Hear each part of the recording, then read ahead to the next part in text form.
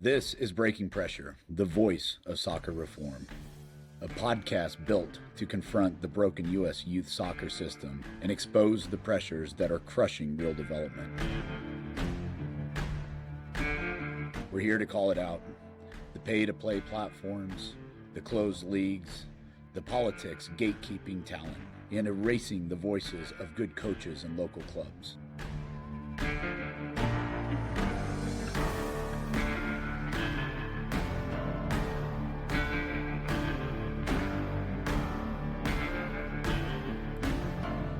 At our core, we believe in something better, one where players are developed to be brave, creative leaders.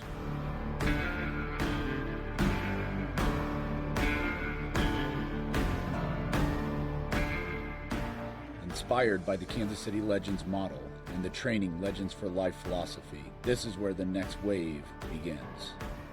Welcome to Breaking Pressure. Let's rebuild the game.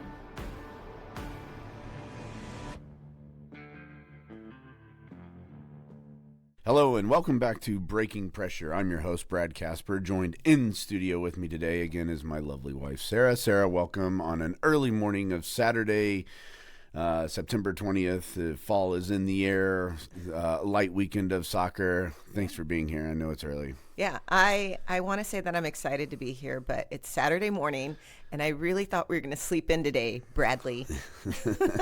But I'm excited about this episode. Well, and I'll apologize up front. I've got a crick in my neck, so I woke up early and I couldn't go back to sleep. So if I'm moving around really slow, that's why. But I didn't want to miss out on the opportunity to talk about our topic today. And episode 6 is what's called Effort and Attitude, the Real Scoreboard. And I want to start with a quick introduction. So wait, can we start somewhere else? Because there is a bigger elephant in the room. Let's hear it. You lowered my desk.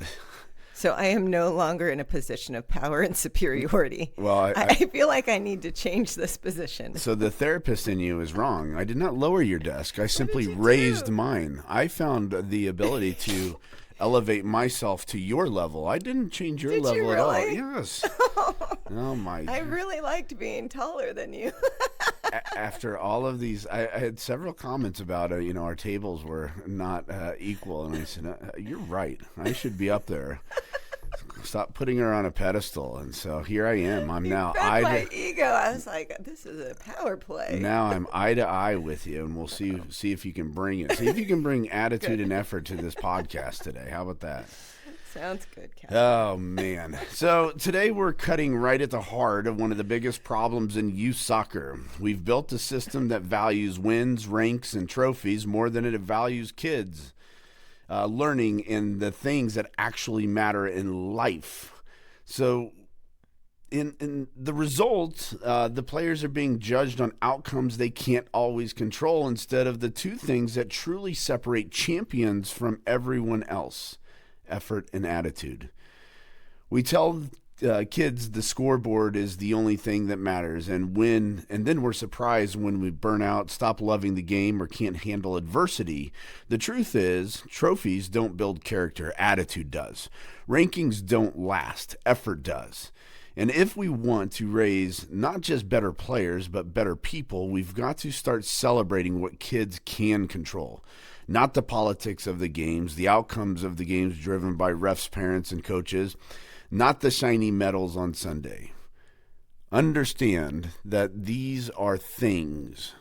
Attitude and effort help us form the type of person that we want to be, not just on the field, but off the field. But I will tell you, attitude and effort on the field is what really separates the great players that can find longevity in this game over time. Sarah? Yeah, no, another great intro, Brad. And I think I would probably add that it's not perfect effort. Effort is a pursuit into becoming the best versions of ourselves that we can be. Well said. I mean, there's a number of studies that are out there that talks about the 10,000 hour rule, right? You're familiar with this? Yeah. The idea that if I can just simply put 10,000 hours of effort into any discipline, I can become an expert or, master that Craft. task or craft or whatever it happens to be. And I find that to be one of the silliest statements ever, because if I showed up and I applied, 25% effort to a remedial task that I wasn't overly passionate about, it doesn't matter how many hours I put into it. I think the way that we address what we're trying to accomplish matters. And again, this was where it comes down to attitude. One of the things that we always talk about before players take the field, control the two things that you can. And in our minds, it's the ability to control your attitude when you step onto a field. And let's talk about attitude. It's the idea that I'm going to try to do the difficult things. I'm going to try to listen to my coaches and be coachable and work through the things that we've been training on all week. Yeah, I'm not going to be afraid to fail. Unafraid to fail, unafraid to listen and get better as the game goes along, right? How do I handle adversity? Like as soon as something goes wrong, what is your response in that moment? That is attitude, how you handle these difficult moments. And then the effort side is quite simple, right? Are you going to step on a field and bring your best effort? And again, it doesn't have to be that 100% effort every single second of the game. It's the idea that I'm in search of working hard, so that as I combine my attitude with the effort, I can get to this state of development. Is that fair? It's the idea that if I want to get better, I want to develop. And as I'm moving through these practices or the games, that's my end game. It's not the results. It's not the, did I score the big goal? Did I do these certain things? It is, did I get better within that whatever long time frame? Yeah, I think, it's the practice, right? It's the disciplines. I think, can I give a story quickly? Because Please. as you were talking, it brought up a player for me. We had a game last night, and really this game did not, like, if you look on the as coaches, I'll use from my coach's perspective, because I was flawed. I was faulty within my coach's perspective, and Jen was really grounding, and she kind of helped me kind of see, the game from a different perspective. And this is what I want to start with, is that the way that I was looking at the game and kind of watching with these players is I was coming off of like expectations. And I want to be very clear that expectations aren't necessarily real. They're something that your brain creates. And so on Thursday night, we had this is our 2014 team. We did 8 rounds of 1v1s. This is hard, right? And so I was so proud of them, because they were really like iron women out there. We were talking about the grit and what it takes to battle we talked about the intensity and high temperature environment that we create. They were doing this for 8 rounds, 2-minute rounds. And I was so proud of like what they were enduring during that time. So I came off like a high, right? And I was like, oh, these girls are ready for battle. Like, this is so much fun. And then I get to the game and they're like, the first half, they're flat. And I was like, what is going on? In my brain, it wasn't aligning. My expectation was not aligning with the players. And I'm like, what is going on? This is like, we just did Iron Woman, challenge. And this is, like gut check time. Like, what's going on? Why aren't they playing hard? And why aren't they getting to the ball first? And, all of these things where I was getting kind of deflated internally. So these dialogues were happening. And I just kind of slowed down, and I was watching. And, that's when Jen came over, and Jen's like, Sarah, I actually think they're working really hard. And I was like, oh, you do? And she's like, yeah, but there's these little disciplines. We need to focus on their area to get to the ball first. We need to focus on, are they getting ready in a better position? And I was like, wow, my expectation was way off, and I was feeling almost depleted in some sense, because I came off such an intense environment. And that's what we talk about within the Legends, in like the practice of what we're doing with them in those environments. It feels like it should make the games easy, because that is our battleground, right? And so we use this, and I actually said this, I'm like, I don't think any other club in the area trains as intense as Legends does in those boxes. And so that sets the stage and this expectation for me that says, okay, this is our battleground, And then out, and I actually said this, out in on the field when we're playing games, that's our playground. It's when we've done all of the practice, all of the work, we put in the effort, we do everything, and then it just kind of should come with ease, right? Because we've already created the confidence that we could do really hard things.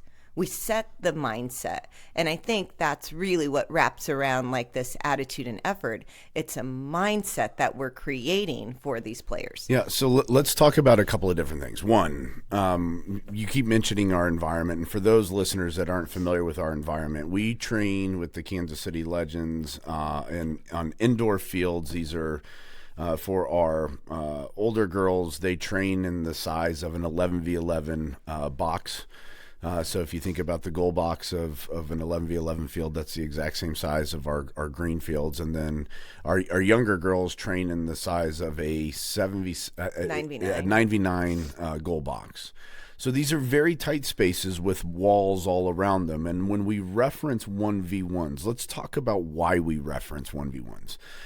This whole podcast is really built around trying to change the game. And the bold statement that we're going to make is we think that there is a lack of creativity in this game today. And as we look across, the number of different platforms within the youth system, within the high school ranks, the college ranks, and even the professional ranks, the ability to identify those players that can consistently break down and go find really good, fantastic goals, those that can inspire us around the game and get us, excited to jump out of our chair when they do something fantastic and put the ball in the back of the net. The players like the Martas in the women's games, the Tobin Heaths, the Rose Lavells. These are the, if you ask me, are the real trailblazers that are the brave, creative players within the women's ranks. And the men's ranks, that list is incredibly long. It's the Messis, the Ronaldos, the Mbappes, the Neymars, the Lamine Yamals.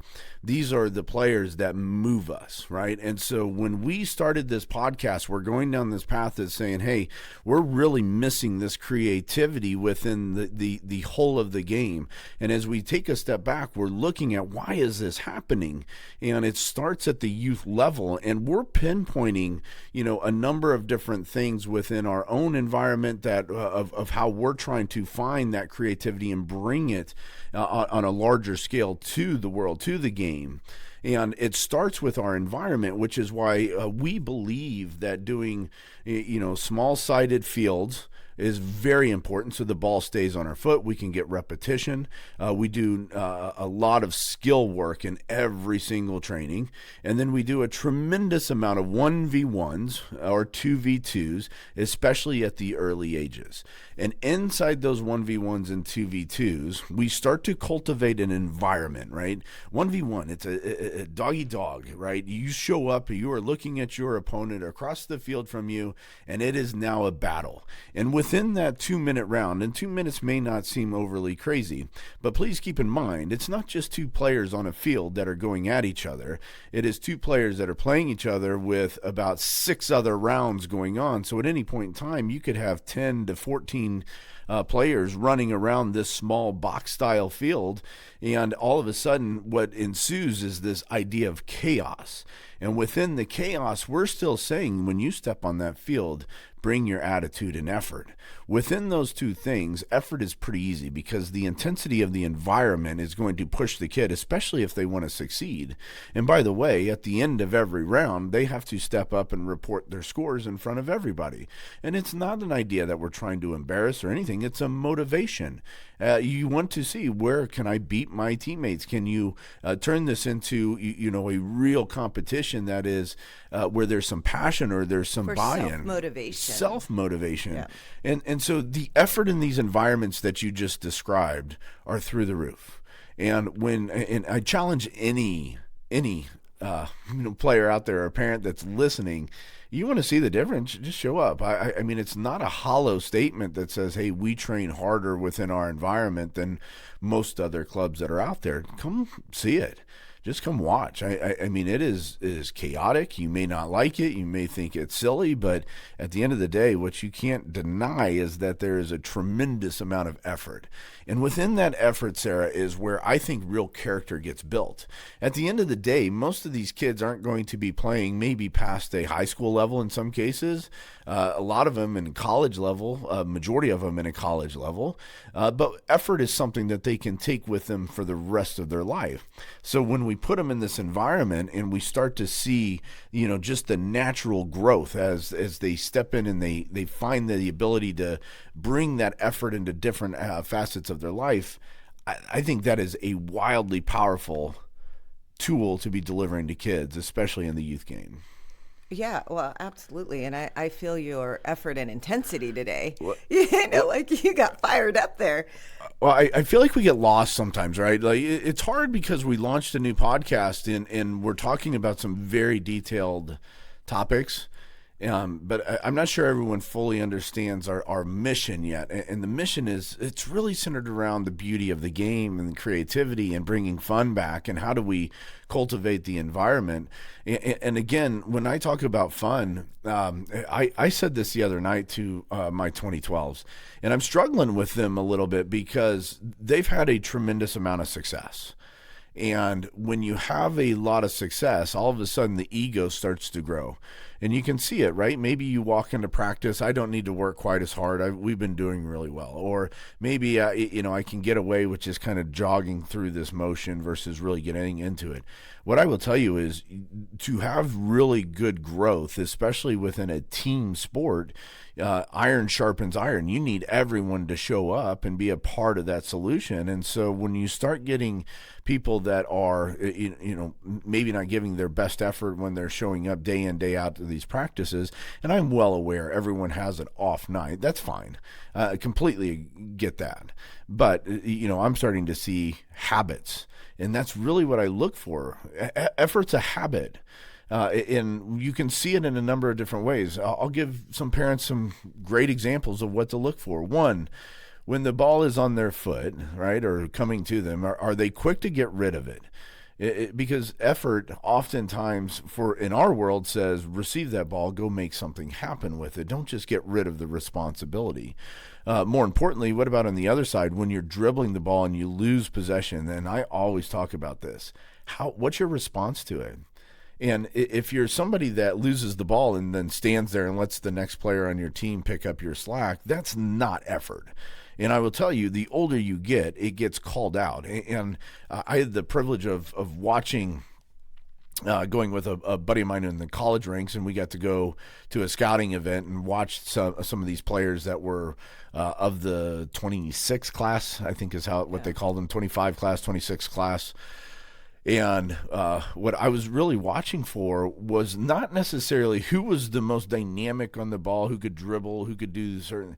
It was what was the response after certain events. And the biggest one for me is, how do you respond when you lose the ball? Are you someone that gives up and doesn't apply any effort? Or are you somebody that loses that dang ball and understands that the number one rule in this game is if you lose it, you better work your butt off to get it back?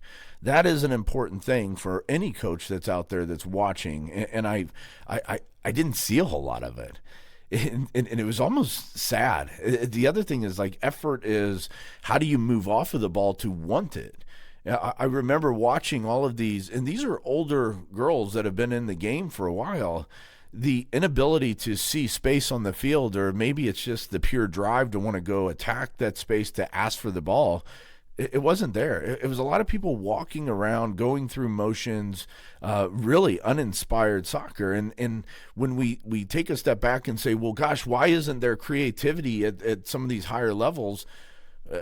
Go watch some of these, ID sessions. I just don't see it in the attitude, the effort of some of these players.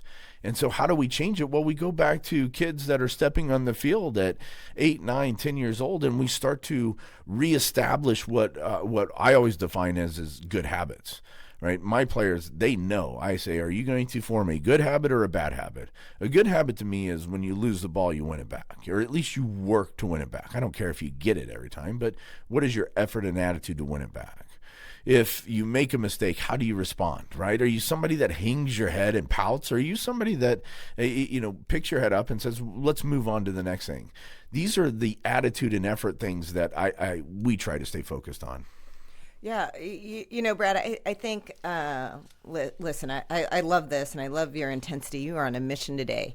So here's where I'll kind of jump in, because these are great ideas that we love, and I want to be careful that when we talk about this, it's because it's in the environment that we have been trained. It's what we look for. And so we know within this sport, soccer is very subjective. And so as people, or there's different philosophies out there within the game with what you look for as you're standing there. So you can have you and I both at this ID session, and we're looking at two completely different things, because of that, our perception. And I think truly it's rooted in how you were trained, and this is like legend style soccer. I mean, that's what 1v1s are all about, is you're in an environment where it's just you and your opponent that you are battling, and you have to do both sides of the play. So you're an attacker, and then you have to do the dirty work. You have to go back and defend, and you can't get away with kind of I don't want to call it laziness, because I don't like labeling kids and players as lazy. And the reason for that, I don't like putting these labels on it, is because it changes the way that we see the kids and the players. So if we put a label that they're that's just a lazy way of thinking, though. Okay, good. Good. I'm trying to foster good humans. Don't want to label them as lazy. No, it really does. It changes. Then we start seeing them as, they're non-athletic, or they're lazy, or this, and then we don't really get to see them for their fullest potential when we have to face the reality of who they are in that moment and where they are, and then who they're becoming. And that's the bigger piece. And I think that's where Jen in that moment was grounding me in our reality of where we're going. It was the pursuit, not just kind of what I was expecting in my own brain in that moment. And so, or in that game last night, and I'll share a story too, because this was last night, and you're talking about these battles, and man, Eden played awesome last night. Eden is, she's such a fun player. She's kind of like our little bulldog, and I think Eden does not have size to her advantage, but man, she has heart. She makes up for it in effort, right? That's where you were talking about effort is heart. I mean, she has heart, she has grit, and she is going to be all over that field. And almost to a default, we had to yell at her, quit chasing the ball. But she has such tenacity and such resiliency, to get out there and do the next thing. It's a pursuit for her. Yeah, so there's a quote that says, hard work beats out talent when talent's not willing to work hard. And what's interesting with that statement is a lot of times those that are just maybe a little bit more naturally gifted with athleticism, with the ability to step on a field and just simply make a bigger impact because of, God-given abilities, has a tendency to not work as hard. And I will take anybody that wants to step on a field and go work hard, because that's where real separation starts. And that's what you're really referencing. Eden is somebody that is going to bring effort, as many of our kids do, right? It's what our environment cultivates. It's what 1v1s cultivates. Not just the effort, but the effort to be creative, the effort to be a standout player that's different than the robotics that I see. And you and we've I don't know how, but we had a couple of nights where we were at this week where we got to watch a little bit of Division I soccer. So we caught soccer, actually. Women's soccer. Yeah, soccer. We got to catch the North Carolina and Florida State game, which was a 1-0 game. And then we caught the Oregon and Illinois. And then we caught the highlights of the Notre Dame and Duke game. So these are three very powerful programs, or powerful games with high programs at each one of them. And when I'm watching these, I look for, is it exciting? Is it fun? I'll give you an example, like in the North Carolina and Florida State game. you probably had the most athletic kids in the game at Florida State. These young women were just huge, and they were wildly athletic. Now, North Carolina, maybe not quite as athletic, but they're up there. But North Carolina didn't get a shot until like the 82nd minute of the game.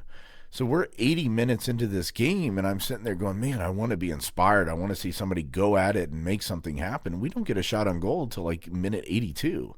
And so they're down 1-0 at this point, and then next thing you know, the next 20 minutes, they're trying to find ways to put it in the back of the net, or next 15 minutes, whatever the stoppage time was.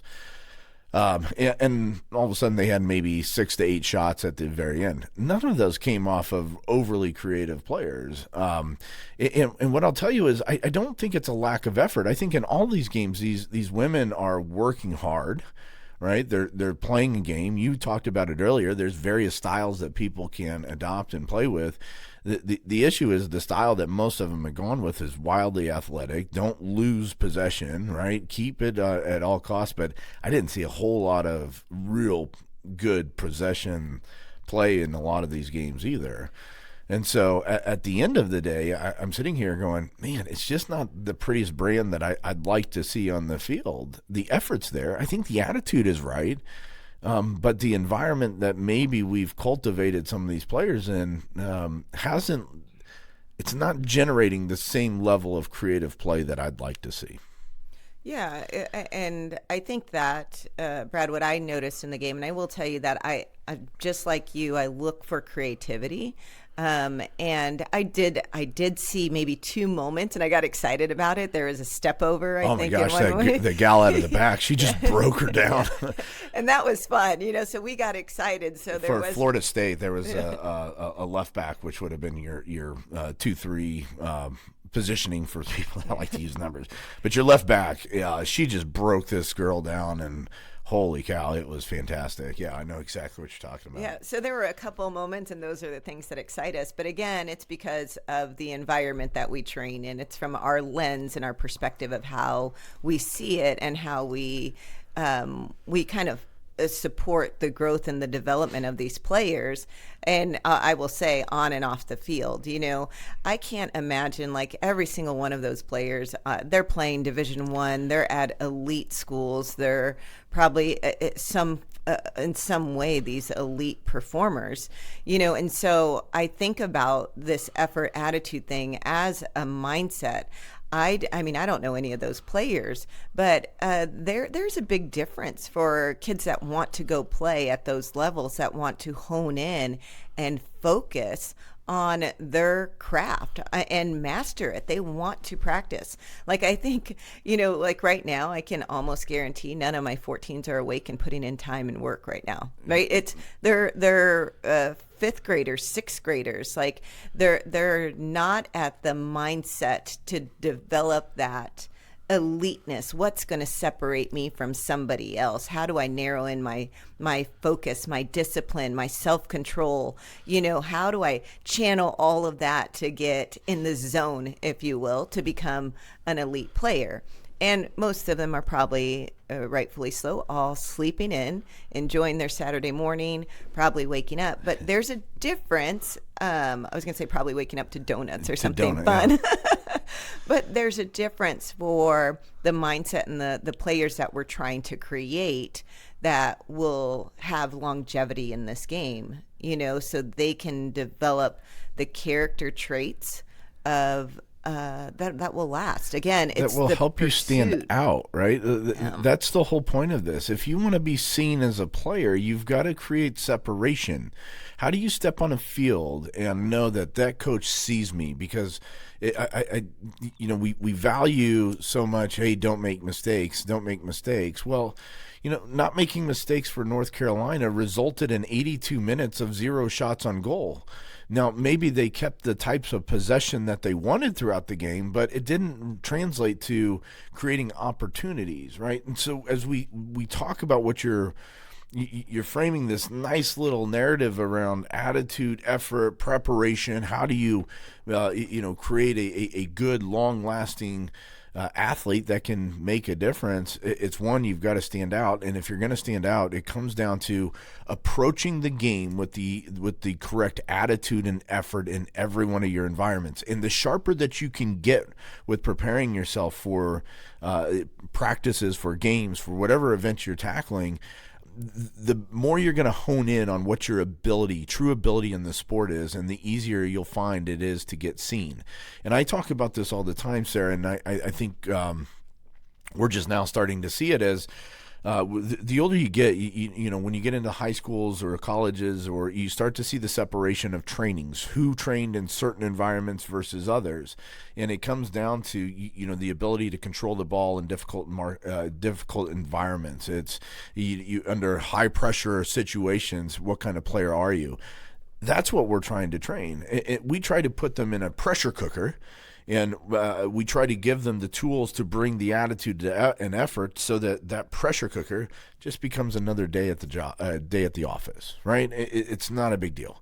It's hey, I've got 2 players on me. The easy thing here is to kick it out of bounds because I'm on my defensive third, but I'm going to do a Maradona and burn 2 players, right? And build this thing out of the back. That's the mentality of what we're trying to work on. And I know people don't like that. They'd rather just see us kick the ball out of bounds, because that's the probability of greater success within the game. That's hey, it's about the result, not the outcome of development.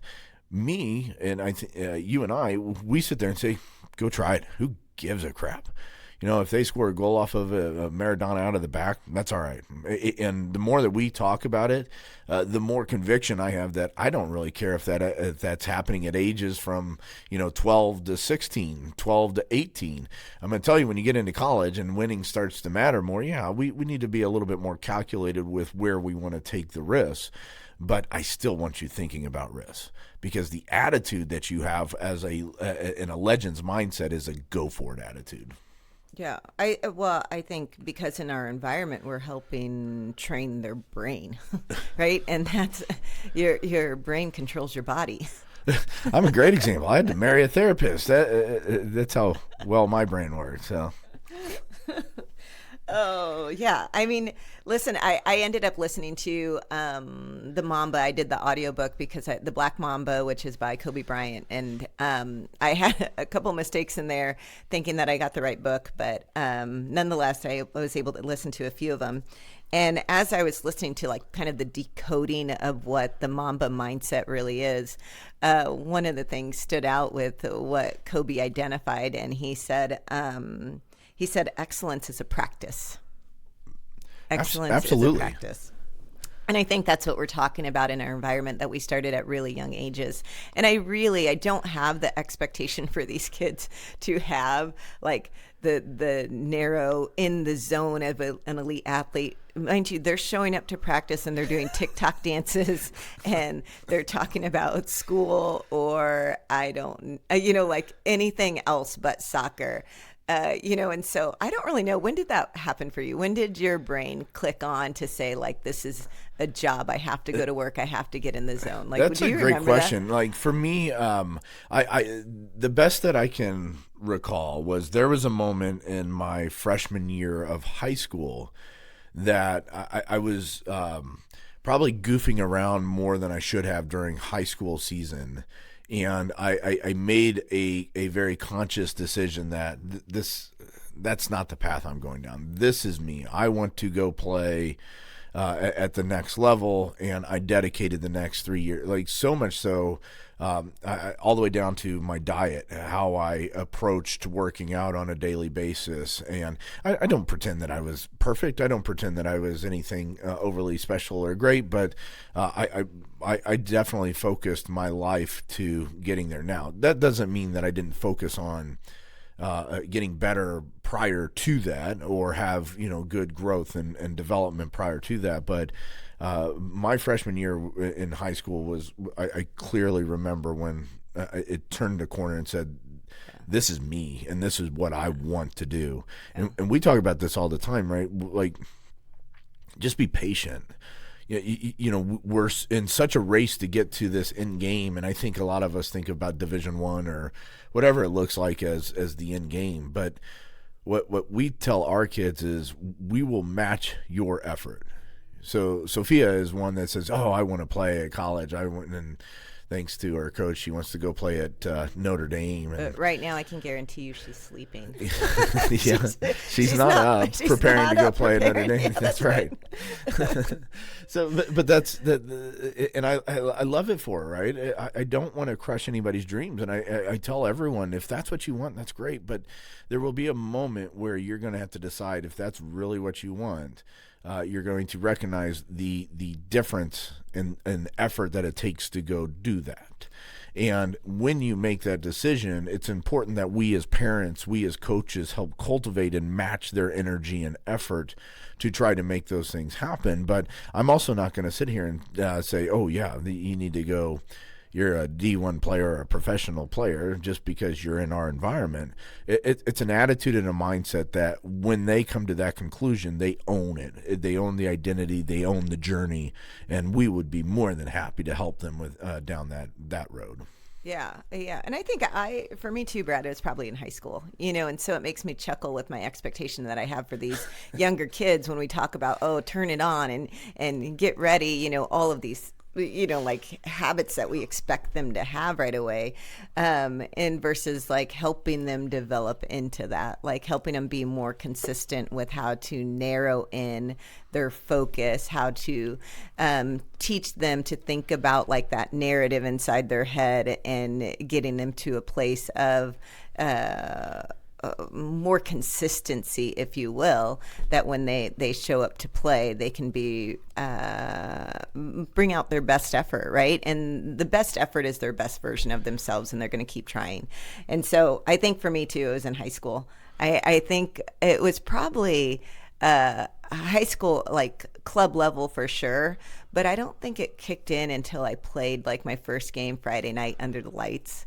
And that to me is a very significant moment where it was like, oh, yeah, this is cool. I want to play. Yeah, I want to play. Well, now we have, kids get to play under the lights at 8, 9, 10 years old. And it's a really cool thing for them. I love it. These fields and facilities are just absolutely fantastic, and it gives great opportunity for them to play and experience some of that. And I love it. It's good for the game. It's good for these kids. Yeah. And all we're hoping that this is doing today is, refocusing the shift away from, the things that don't matter and putting it back on the things that do. And it's creating good character. And part of being a good person and generating character is focusing on the things that have impact in our life. And the way that we, our attitude towards the way that we address things, that has a big impact in that long term. Yeah. The effort that we bring, it's a non-negotiable for me. Effort matters, right? You will be remembered for the effort that you bring into the table. And I'll we'll talk about Helen for a second, because a week ago they played in a game and there was a goal that was scored on her. And she got beat in a 1v1. She got beat in a 1v1, right? It was a 50-50, and it came down to, and I'm going to say this diligently, there could have been more effort to get her body in front and probably, protect the ball and get it out. It didn't happen. They scored a goal. And then she had to sit with, I just lost the game for my team. And that's what she expressed to us was, you could see it in that disappointment. She could see it. And it, but the neat thing in it is it also fired up her angry side. Like, again, we these moments we can yell at our kids and say, and by the way, it's not that we don't talk to her about effort and her ability, that what she needs to do different to try to change the outcome of that situation. But I'm not letting her sit in this disappointment that I just failed and it lost the game for everyone.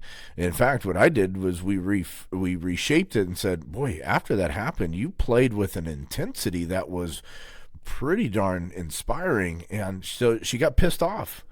And the next thing you know, she's running up to, she subbed off. She goes, I'm ready to go back on. And she goes, I'm going to go, like, she was on a mission. I'm going to go try to get that goal back. And I respect it, 100% respect it.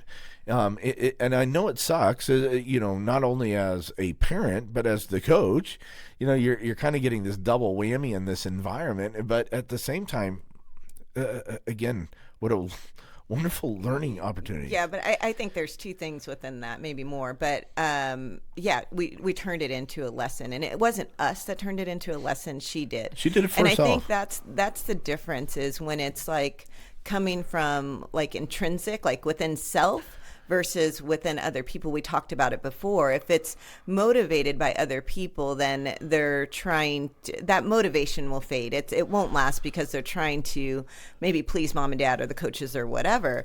But that fire came from within her, and disappointment is not bad. Disappointment is, I think it's a really great emotion for us to be able to basically gauge that we really cared. She really cared. That's why she was disappointed. If we didn't care, then disappointment would be like, oh, I don't care. Yeah. Right. But she actually really cared. And so disappointment is a good thing. It's saying like there is intent and meaning behind this emotion and why I feel this way. And she turned it into a lesson. And I think in that lesson was what I would describe as kind of her resiliency is she wanted to fight and go win it back. She had a mistake and she failed, right? It's that idea of, oh, I failed, I got it wrong. But instead of staying in that space, she said, now what can I do from this? How can I grow? How can I go after it? Whatever. And that's the resiliency or the persistence, even, to the perseverance after adversity for a little girl like that to go out and recover. Now, again, going back to the environment, I think that's what we train. And I'll go back to the very early story that I shared about our 14s last night. Yes, first half was really flat. Second half, we played so much better. Again, we ended up losing. We didn't get the result. But I think that comes back down to like our training, Brad, is because in these 1v1s, you are constantly like doing both. You're failing, you're losing your battles. And then how do you keep going? What is that effort and attitude that really keeps you fighting and in the game? And so our girls might hang their head for like a moment in like defeat, but they are right back at it. Like they're not kids that are going to give up. They're not going to stop. We're creating kids in that mindset that are really resilient, to the adversities. And I think that will transfer over in life in so many ways. Just in who we are and how we manage the difficulty of life experiences that we all know. So my brain's moving. I'm going to circle back to... Dude, you've been fired up this whole time. Like, I don't know if these things are like really loud, but I'm like, man, he's intense. I can turn it down a little bit. Thanks. That's Is much that better? Oh my gosh, I felt like you were yelling at me the whole time. I'm like, he is fired up. I'm like, I gotta stay calm. I've actually been really soft. You just your volume's too high. Oh gosh, that's so much better. There was a quote that we used several shows back from Winston Churchill, and I it's one that you come across, but man, the impact of it is just so profound. And it's talking about success comes from moving from one failure to the next without the loss of enthusiasm. Right, so it's the idea that failure is a part of anybody's journey, and what I think we find in the soccer culture, which is killing creativity, is we're terrified of failure, and I think it's because we shape it as a conversation around possession. How much possession did you have? We shape it around your decision making. How many times did you keep control of the ball versus lose the ball? Like there are now systems out there that track your decisions on in the MLS stage, and it's telling you how many good decisions and bad decisions you made. I challenge you, if you are listening to this, go out there and find any winning mindset quote, book, outline, and tell me how many times they say, results, winning, the actual results of a match matter in a winning mindset. And the reality is very few of them. Very few of them. What they describe is winning is a result of a mindset that allows you to develop well be in the game for a long period of time and be mentally tough as you're going through it. Those are the things that create a winning mindset. It's not the wins and losses, right? Yeah, it's the habits. It's not the failures. It's the response to the failures. It's the iron sharpening iron. You know, when you're knocked down and out, how do you respond? And you know, I go through. I don't know if anybody likes boxing, but I'm a big Manny Pacquiao fan, and I watched him come up through the various weight classes. And here is a guy, right, from the Philippines, off of the streets that had nothing, and he shows up with this attitude and effort of, hey, this is for my family. This is for my survival. The way he approached his winning mindset was not from one of privilege. It was from one of survival. This is my mission. This is who I am. But he did it in such a profound way, that he was able to roll through, I think it was 6 different weight classes and be a champion across 6 different weight classes. The man is absolutely ridiculous in a ring. And I will tell you, I think he is one of the greatest fighters of all time, and that it goes again. I'll put him in the same class as the Muhammad Ali's, as the Mike Tysons, which are heavyweights. This guy's a welterweight that worked his way up to through, like I said, various different weight divisions. But again, his winning mindset was taught at an early age because of survival. We have the privilege to train kids in a very safe environment, a place of privilege, and I'm afraid that we're missing out on the ability to really help, you know, these kids find what their meaning of success is because of it, and really try to cultivate that attitude, effort, environment, and make it a little bit challenging. Because of our society? So that we yeah. In our society, sorry to cut you off, I mean, because I love Manny Pacquiao, but you're talking about like a fight for his life. He had meaning and purpose behind it, right? And so there's a very big difference for athletes that are coming from nothing and playing for everything, you know, versus other players that might be coming from like privilege, or because we have an accessible amounts of like resources, or we're entitled, like, and I think it's in everything, because even in our schools, like what are we putting the kids in right now that is supporting their development when times get tough, right? Or when things get really hard, or when you have to face a really big problem, or when you fail a test at school. Like, how are we allowing them to grow in their own potential to respond to those things? Because responding is very intentional, it's very deliberate.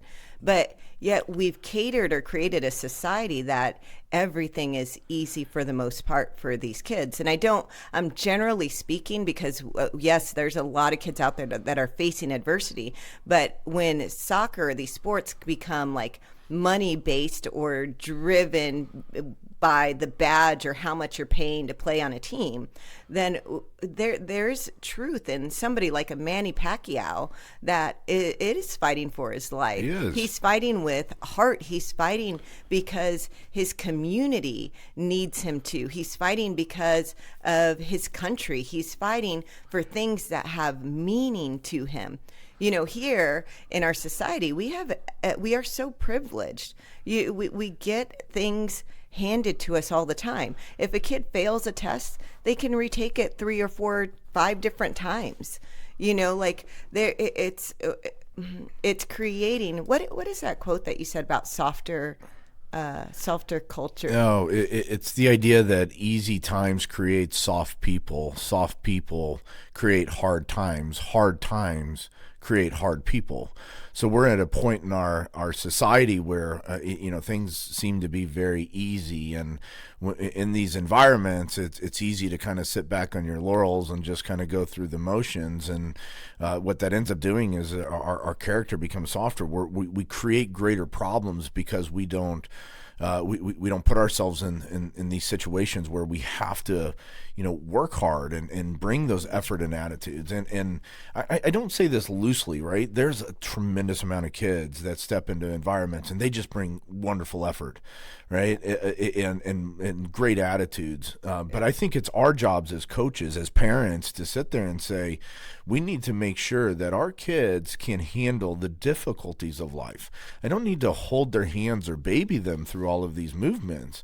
In fact, one of the things that Jen does when she's coaching is when our players go down on the field, she doesn't just run out there quickly and baby them. She stands at the sideline and sees, one, assesses how bad is it? Is it something that I actually need to be out there or not? And most often she doesn't need to be out there. So two, she's just allowing that player to take a deep breath, collect themselves, and have the mental fortitude to get up without me sitting there having to grab your hand and baby you up. Right. And that may seem, mean or aggressive, but I'm sorry. Life is tough. You're going to get knocked down. Somebody's not going to be there to help you up every dang time. So find the mental toughness, right? That's part of attitude. It's everything that we're talking about here. Attitude. How do you address the moment? Are you somebody that wants to cry and curl up? Are you somebody that wants to take it, say, yeah, I got knocked. That sucks. But I'm going to get up and I'm going to go at it again, right? That's my character. That's what I've learned. And that's the environment that we try to develop these kids in. Yeah. We've talked about kind of sharing my story before, but I thought of something as we were talking about Manny Pacquiao and the way that I grew up playing. And I was kind of a little scrappy player. I played with a lot of heart, but it came to my realization for my own story is that, I played because it was everything that I had, not because I had everything. And so that was a big part of my drive and motivation that was behind, forming the habits that are to me or with me, that is stuck with me today in my life and how I do my work and everything in every way that I show up. And again, I think it's why we become passionate about this game. It's why we talk about it. It's I think you've defined it as our love language, right? It's what we know. It's what's built our character, the way that we address our businesses, the way that we address our parenting styles, and not everybody has to agree with it. That's fine. But what I hope you hear in this is hopefully a path to a better conversation. So, Sarah, we're at 50 minutes. I didn't think we were going to run quite that long. You are fired up, Casper. So let's wrap this thing up. So here's the reality: wins are fleeting, rankings disappear, but effort and attitude, those stick. They shape who kids become long after the final whistle blows. And if we are serious about reforming youth soccer, this has to be the starting point. The system won't change until we, as coaches, as parents, stop obsessing about outcomes and start celebrating the things that actually build players into better people for life. Players, you own this. No one can take this from you. Coaches, you can demand it. Parents, you can reinforce it. Together, we can stop measuring kids by wins and start raising kids who understand that effort and attitude will carry them further than any trophy ever could. Thanks for joining us on episode 6, Breaking Pressure. This is Attitude and Effort. Sarah, as always, thanks for being here with me. Thanks, honey.